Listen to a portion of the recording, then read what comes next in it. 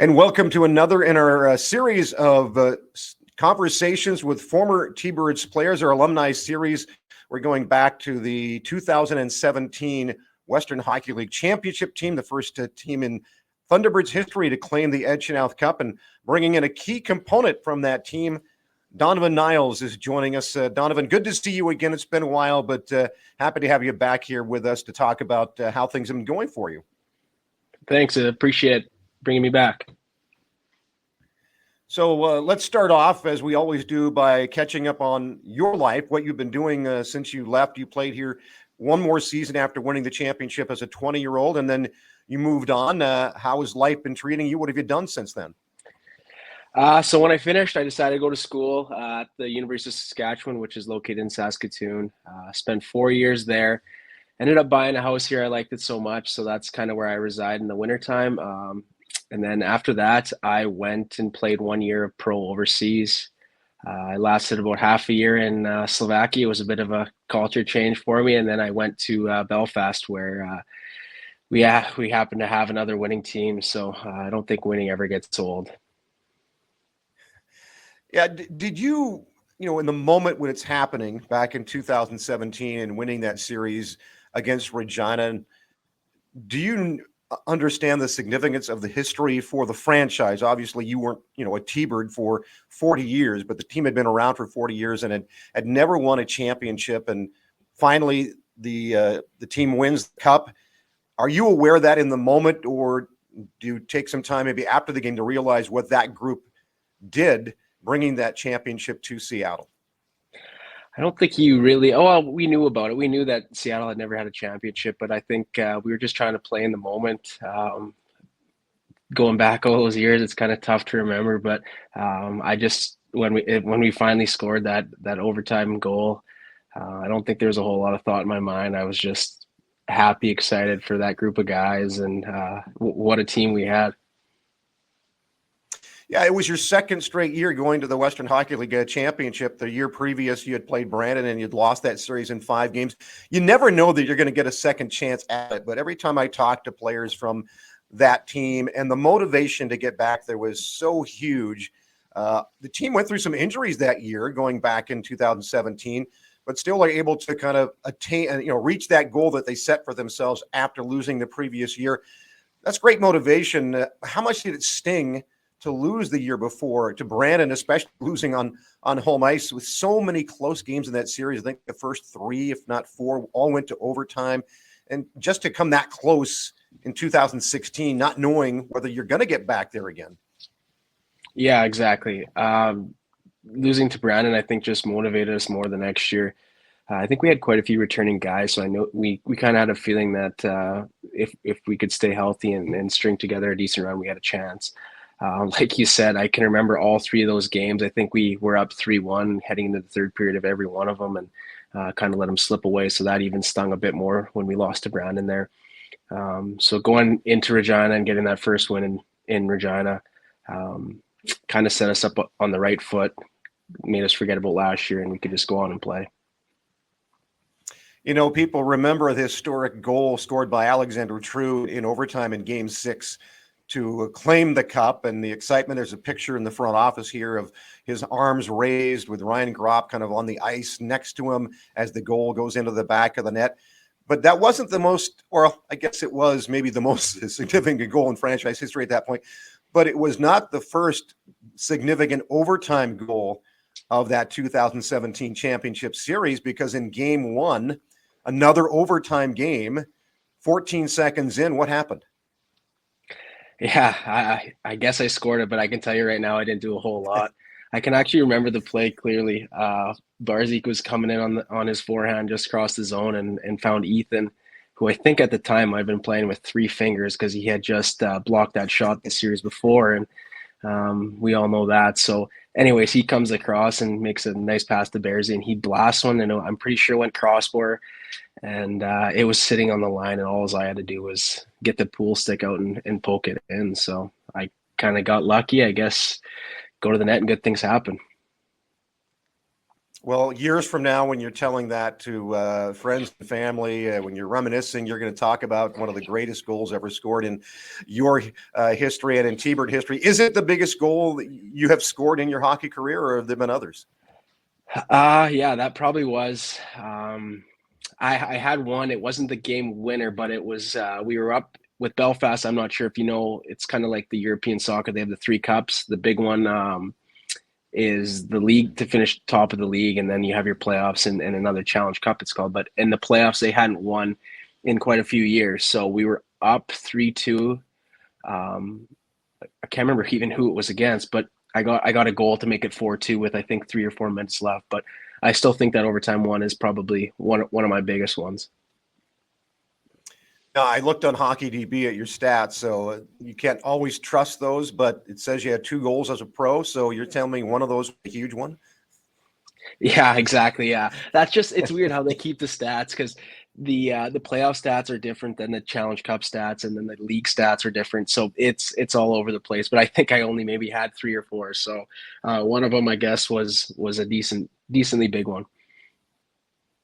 As you mentioned, you went over there overseas and played 1 year, 2022, 2023. Was it just a goal of yours to see how you could do playing professionally and get a chance to play pro hockey? Yeah, for sure. I just wanted to go explore. It was a excuse, I guess you could call it, for me to go over there, and I just wanted to see how things were. I kind of looking back, I maybe shouldn't have started with Slovakia. It's a really good league, and I might have been a little over my head. The culture change, no English, really sucked for me. But like I said, when I finally ended up in Belfast right around Christmas time, it was had the time of my life, and would definitely go back. I think that's one of the beautiful countries I've ever been to. So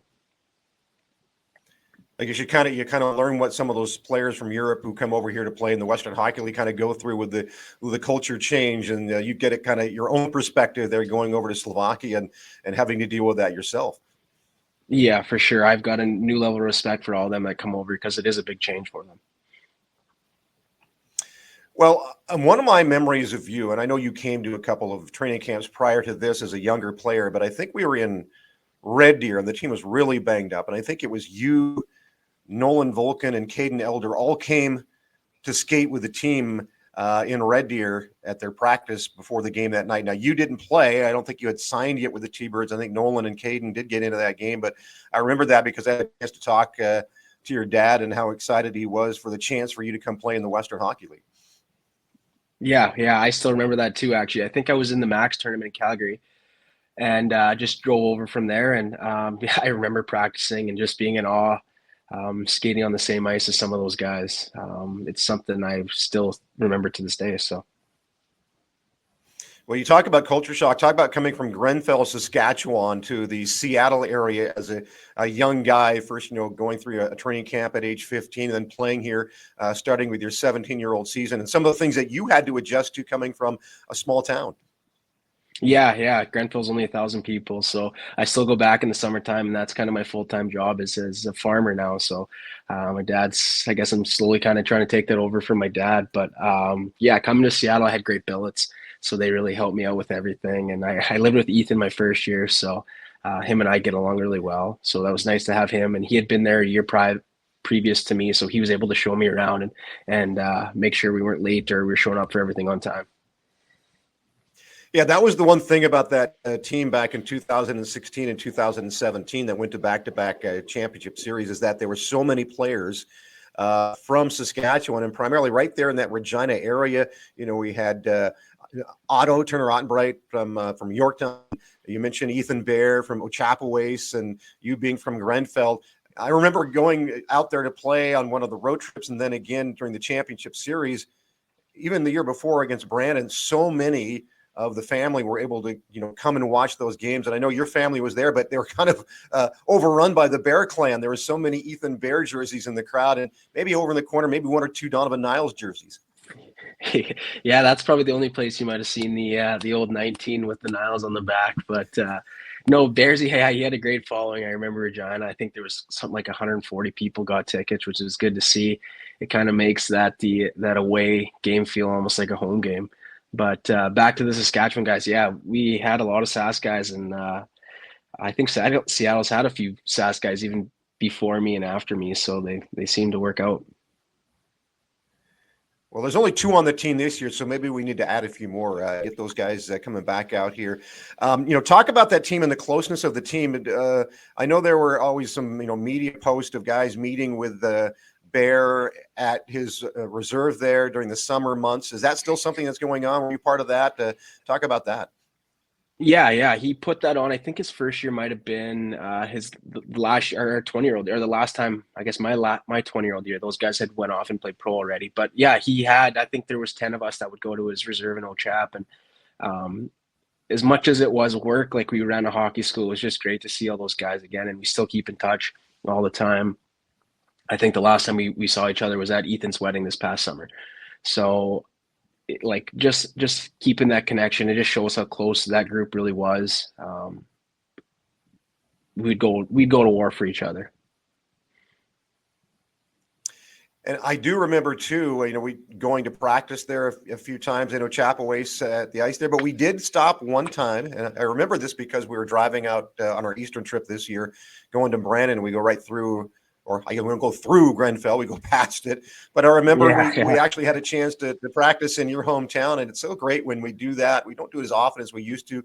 We'll stop in somebody's hometown and play in the small rink, and so many of the town folks will come out there to watch the practice. So you had that opportunity to bring your teammates to your hometown and practice on the rink you grew up on.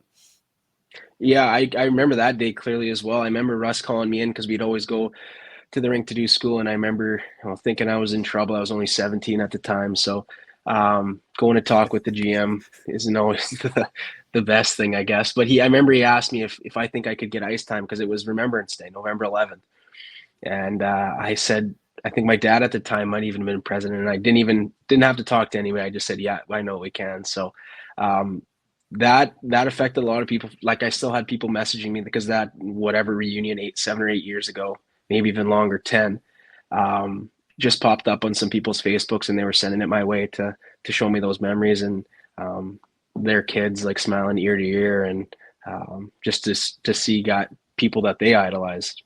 So it was huge for the town of Grenfell, and I even remember after we stopped, and Steve let us sign some autographs, so that was nice as well.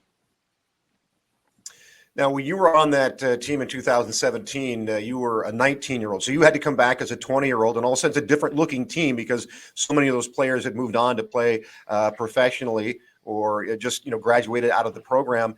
And, can Donovan Neuls then be a go-to guy offensively with guys like Barzell and Gropp and others who were kind of more relied upon for that offense gone? And your 20-year-old season was your best statistically. You had 22 goals. I think you had 54 assists. You and Nolan Volkin, I think, both tied for the top of the scoring table on the team with 76 points. So you kind of proved that you could be a go-to guy and a leader on the ice in that sense.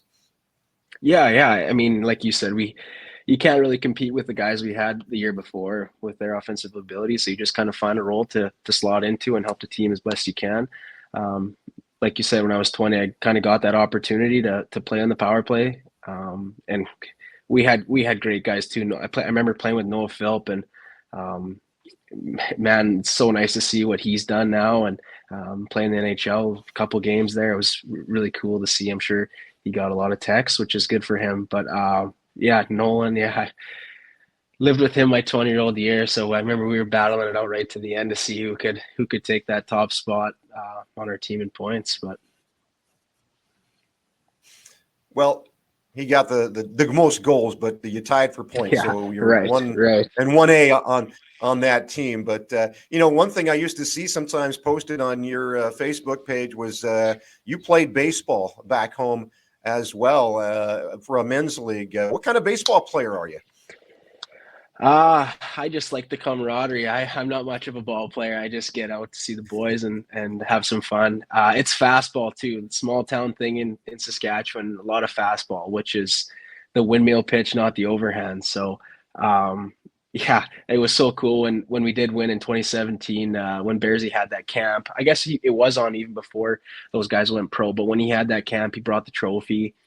And we got to celebrate that in my hometown too. So I've kind of been lucky with that, and they put on a big show for all the guys. And I remember they were talking big, like they could they could hit the ball no problem, and we have a pretty good pitcher. So after the game, our pitcher was kind enough to stay out and throw these guys a few balls, like I think Barzy, Gropper, Bearsy, Scott Enzer, Nolan Volkin, Rylan Toth, Keegan, Kolsar.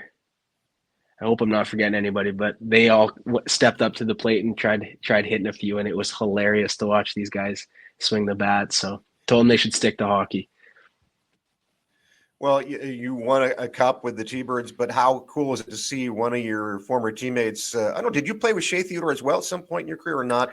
But he and Keegan winning the Stanley Cup a couple years ago with Vegas. How cool is that to see a former teammate of yours hoist that holy grail of hockey?